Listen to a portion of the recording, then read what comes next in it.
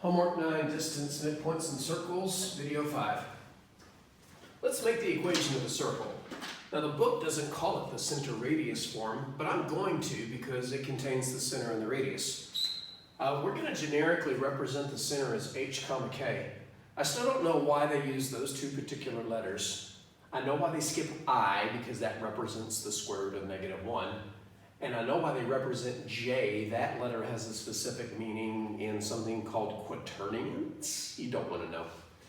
It's like complex numbers on steroids. So we skip I and J and we go to K. And the radius is going to be R.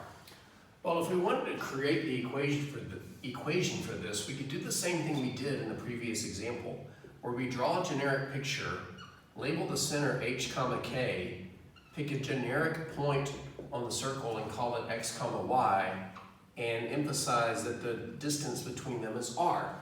And if we did the distance formula on this picture, then the distance, which is r, would be the square root of the sum of the squares of the differences of the x coordinates, x minus h, and the y coordinates, y minus k.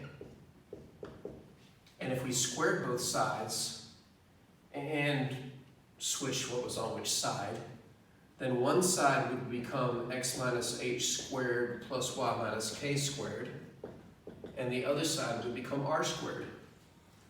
And there's our equation of a circle, which looks remarkably like the Pythagorean theorem.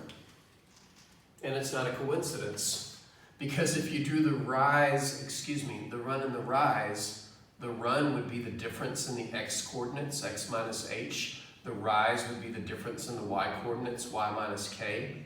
And if you hit the Pythagorean theorem on this, you would get this equation. So coming up with the equation of the circle is actually pretty straightforward if you know the center and the radius. Just insert the coordinates of the center here, the radius there. Watch out for double negatives, and don't forget to square this. So for example, let's say the center is -7 comma 0, and the radius is, we'll say, I don't know, 4. What's the equation? Remember, the coordinates of the center are represented with h comma k. So we just have to insert those values and clean up any messes we have. For example, instead of x minus h, I'll have x minus -7.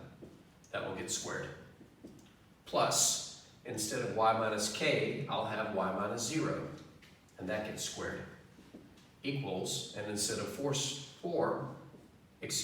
instead of r squared, I'll have 4 squared. Messes to clean up. Number 1, actually square the radius. Number 2, any double negative should become positive. So instead of x minus -7 squared, x plus 7 squared. And third, this doesn't happen too often, but if you're subtracting 0, do the subtraction problem. Y minus 0 is y. Don't need the parentheses anymore. Our equation is x plus 7 squared plus y squared is equal to 16.